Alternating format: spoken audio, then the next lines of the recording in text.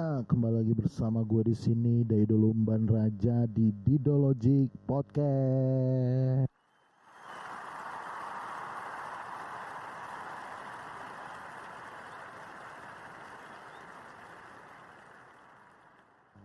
Yo, apa kabar semuanya para pendengar yang saya cintai dan saya kasihi dan saya goyang-goyang? Enggak deh. Semoga semuanya dalam keadaan sehat-sehat saja, baik-baik saja, no buruk-buruk saja. Yo yo yo, asik. Hip hop banget gak bro? Udah cocok belum gua? Ya kan, buat album rapper gila. Gila gak sih? Gila gak sih? Gila dong. Gua agak nge-hip hop itu gara-gara gue lagi beberapa minggu ini ya gue dengerin alunan-alunan hip hop ya kan, gara-gara gue follow akun Instagramnya si Saikoji Igor gitu ya. Aduh, gue jadi ikut-ikutan ya, tapi bagi gue itu relaksasi gue gitu ya, untuk dengerin musik-musik yang menyenangkan telinga gue, sehingga suasana hati gue bisa berubah, yang tadinya bete nggak jadi bete jadi TB ya, terbalik gitu ya. Oke, gue juga nyaranin lo punya kebiasaan itu gitu. Lo tinggal tentuin genre musik apa yang lo suka, lalu itu lo jadiin relaksasi lo untuk bisa ngubah mood lo, ngubah suasana hati lo. Jadi setiap hari berwarna gitu ya kan. Gak apa-apa lo bete, tapi sedemikian rupa harus cepet lo ubah gitu ya, biar mood lo baik lagi.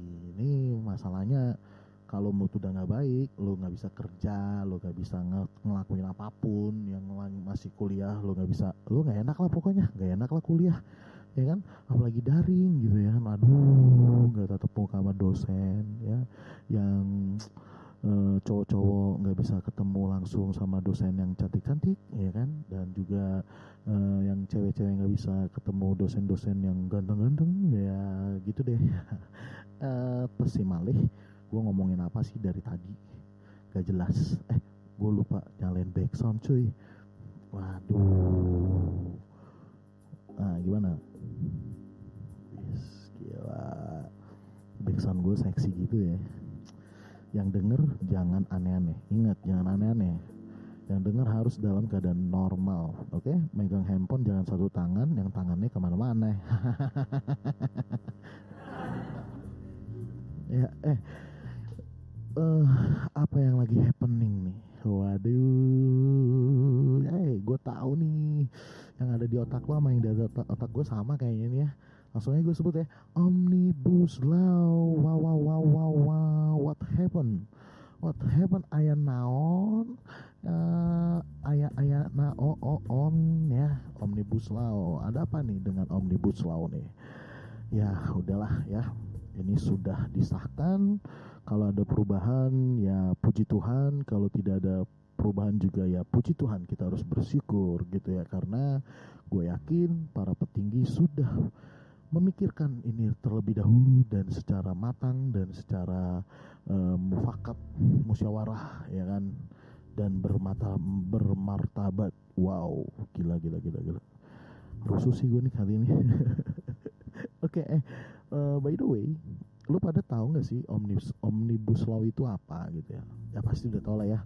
Gue cuma pengen ngasih tahu informasi buat kalian semua yang belum tahu. Ternyata ada 11 klaster pembahasan di dalam Omnibus Law Cipta Kerja. 11 klaster pembahasan yang ya, ada beberapa poin di dalamnya. Di antaranya, yang pertama itu adalah penyederhanaan perizinan berusaha. Yang kedua itu adalah persyaratan investasi. Ingat ya, persyaratan investasi. Yang ketiga, ketenaga kerjaan. Yang keempat, kemudahan dan perlindungan UMKM. Dan yang kelima, kemudahan berusaha. Entar dulu deh, ini nomor 4 kayaknya itu berguna banget buat gue nih. Emping jagung Mr. D. Teret. Ya, yang keenam itu dukungan riset dan inovasi. Lalu yang ketujuh, administrasi pemerintahan. Yang kedelapan, pengenaan sanksi. Yang kesembilan, pengadaan lahan. Yang kesepuluh, investasi dan proyek pemerintahan. Dan yang kesebelas, kawasan ekonomi. Nah, gue gak mau ngejelasin secara detail ya. Nanti lu bisa cari-cari sendiri ya tentang detailnya dari ke-11 pembahasan tersebut. Oke? Nah, jadi what happening gitu ya, what happen aya naon lagi tadi nih, wah what happen mulu dah. Nggak, jadi masalahnya apa yang diributkan gitu. Oh jelas dong, kan ada tadi poin ketenaga kerjaan, dan lo juga pasti ngeliat hari ini kita melihat adanya puncak demonstrasi yang berakhir atau berujung ricuh dan menjadi kerusuhan ya, adanya kerusuhan ya, bentrok antara aparat dengan demonstran atau pendemo. Wow. Lalu kenapa dengan poin ketenaga kerjaan ini? Oke. Banyak yang dituntut gitu ya, banyak yang dituntut untuk itu dihapuskan gitu ya. Salah deh, bukan dihapuskan, untuk dikembalikan lagi. Tadinya ada poin-poin yang di undang-undang sebelumnya itu ada, tetapi di Omnibus Law Cipta Kerja tidak ada atau dikurangi kadarnya. Nah itu dia, itu yang mereka tuntut kembali. Nah ini pasti menyangkut tentang kesejahteraan lah ya bagi kaum buruh dan karyawan. Saya berdoa untuk semuanya biar keadaannya baik-baik aja, oke ya, udah. Jadi seperti itu. Jadi mereka mendemo, adanya demo itu untuk menyuarakan aspirasi mereka terhadap penolakan mereka bahwa itu akan merugikan mereka gitu ya, menyangkut kesejahteraan mereka. Oke. Nah, pandemi dan pendemo jadinya. Jadi ada dilematis nih, dilema antara pandemi dan pendemo. Ya. Di masa pandemi begini udah jelas ya, kita dengar berita semenjak dari Maret ya kan sampai hari ini banyak banget berita perusahaan tutup, adanya PHK massal. Wow, PHK massal cuy, PHK massal, gila bos. Gila, gue juga nggak kebayang sih. Namanya sektor ekonomi terserang ya, karena sudah adanya batasan ruang gerak ya dari masyarakat secara personality dan juga masyarakat secara universal dan secara institusi dan pabrikasi. Asik, apaan tuh pabrikasi tuh ya, perusahaan, oke ya. Jadi di masa pandemi ini tuh udah banyak banget gitu ya karyawan yang sudah kena PHK, buru-buru kena PHK.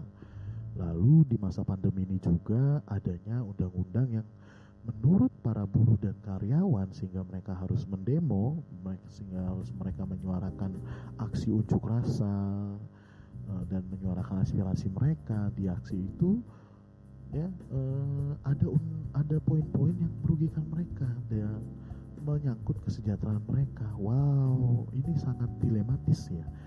Jadi menurut gua ya dari sisi ini wajar aja sih harusnya diaspirasikan ya, disuarakan melalui unjuk rasa gitu. Nah ini salah satu dilema antara pandemi dan para pendemo. Yang kedua, dilema antara pandemi dan pendemo. Sebenarnya begini, gue yakin para pendemo tuh udah ngegagas atau mengkonsep sebuah aksi unjuk rasa yang bisa menerapkan protokol kesehatan di tengah pandemi seperti ini gitu, agar tidak berdampak buruk bagi para pendemo. Apalagi gue ngelihat tadi di televisi, di layar kaca kita semua ya, ada wanita juga gitu ya ikut terjun gitu ya. Terus gagasannya, konsepnya udah matang gitu ya, bagaimana berunjuk rasa dengan menerapkan protokol kesehatan. Nah gue juga lihat banyak kok yang pakai masker gitu ya, gue lihat pada pakai masker kok gitu ya. Terus tapi permasalahannya ya kan, suasana di lapangan tidak seperti apa yang kita pikirkan bos. Nggak bisa seperti apa yang kita pikirkan. Namanya aksi damai pada dasar ini ya, mungkin dirancang aksi damai, berunjuk rasa dengan damai, menyuarakan aspirasi dengan damai, tapi suasana demonstrasi itu nggak pernah bisa ditebak bos, nggak pernah bisa ditebak, dan nggak pernah suasananya sedemikian kalau harapan kita adanya penerimaan dan juga adanya biasanya para pendemo ingin yang terkait gitu ya, yang terkait merespon ya kan dengan menerima para pendemo untuk mengajukan aspirasi mereka. Biasanya begitu. Tapi kalau suasananya berbeda, tidak sesuai ekspektasi, wow, akan memanas bos. Mungkin gara-gara itu jadilah kerusuhan atau kericuhan. Bisa jadi itu faktor pertama. Faktor kedua, bisa jadi adanya provokator gitu ya, udah mulai ngata-ngatain polisi nih, udah mulai ngata-ngatain aparat, gue kan aparat diam terus udah mulai melakukan perusakan ya kan, fasilitas umum ya kan. Ya ini lagi bos, situasi ini nggak bisa kita prediksi gitu ya. Gue yakin para pendemo sudah mengkonsep ya sebuah aksi unjuk rasa damai, tertib, dan juga sesuai dengan protokol kesehatan. Tapi mau nggak mau suasana itu mengubah gitu ya. Wah, namanya juga kita tuh masih konformitas ya. Yang satu emosi karena kita ada di lapangan, yang lain juga emosi. Nah itu sifat konformitas kita. Konformitas tidak negatif, konformitas ya bisa juga dipandang dengan positif gitu ya. Itu bukti kalau kita ada di dalam kebersamaan gitu ya. Itu bukti kita ada di dalam circle gitu ya. Nah kalau kita nih misalkan ada di dalam sebuah demo, lalu kita melihat teman kita nih ditendang gitu kan, atau teman kita nih dikata-katain gitu, nah, mungkin kita nggak ikut panas karena kita masih ada di dalam lingkup itu. Nah itu yang terjadi sih. Nah semoga semua yang ngedenger bisa mengambil yang positifnya aja. Tapi gini ya, apa yang udah kita lihat di layar kaca gitu ya, biarkan itu sudah terjadi gitu ya. Nah gue berdoa semoga pemerintah juga bisa merespon ini dengan baik. Kalaupun tidak ada perubahan, mungkin ada win-win solution lainnya yang bisa meredam atau menenangkan hati para pendemo gitu ya, karena mereka sudah berjuang, mereka sudah berusaha untuk mewujudkan aksi unjuk rasa dengan damai gitu ya. Tapi ya sekali lagi dilematis pandemi dan pendemo gitu ya. Ya kan nggak mungkin dong gitu ya, suasananya udah berubah nih, atmosfernya udah berubah nih. Gue sih berpikir kayaknya udah nggak yang ada di lapangan tuh udah nggak berpikir cuci tangan, udah nggak berpikir jangan bersentuhan, udah nggak berpikir begitu sih kayaknya, karena suasananya sudah memanas ya kan. Itu mungkin ya kan, tapi gue yakin kok konsep dari awal itu sudah positif tadinya. Gagasan dari awal itu sudah pasti, gue yakin banget. Cuman situasi yang merubah itu semua gitu ya. Oke deh, gue berdoa untuk semua pendemo semoga dalam keadaan sehat ya, tidak terjangkit positif COVID-19, amin. Semoga masih dalam keadaan yang sehat, tenang terus.